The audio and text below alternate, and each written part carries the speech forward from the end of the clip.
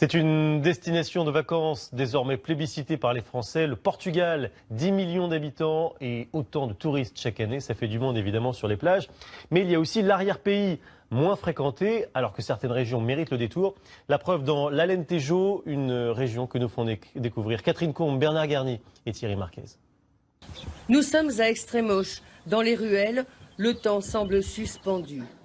Un calme à peine troublé par la présence de ces touristes toulousains. Ils traversent l'Alentejo en camping-car. Ici, la population prend le temps d'échanger avec les visiteurs. En repartant, nous croisons de singuliers touristes. Ces Montpelliérains ont choisi de parcourir la région au ralenti. C'est magnifique et c'est sûrement pas assez connu. Il y a plein de choses à voir, il y a plein de choses à découvrir. On est complètement esplanté. Moi, j'ai jamais vu ça nulle part ailleurs. À 40 km de là, Évora, la capitale de l'Alentejo, de nombreux monuments. Mais il faut plus que ces vieilles pierres pour retenir les touristes dans cette région reculée.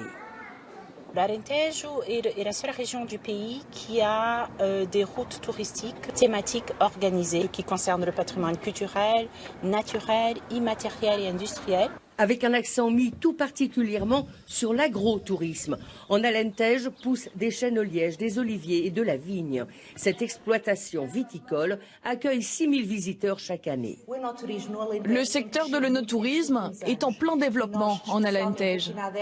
Et nous constatons que 20% de nos clients sont français. Évora compte un hôtel capable d'accueillir des groupes de touristes. Ce n'est pas le cas dans le reste de l'Alentejo. De telles infrastructures manquent, mais la région ne souhaite pas trop développer le tourisme de masse. Notre intention première, c'est d'adapter les endroits pour les touristes et pas nous adapter aux touristes. Et comme ça, les touristes peuvent percevoir meilleur notre culture, notre façon d'être. Alors les hôteliers ont investi ces lieux historiques, comme ici, au couvent de Saint-Paul, un musée-hôtel, la plus grande collection d'azuleros en Europe. 40 chambres ont remplacé les cellules des moines.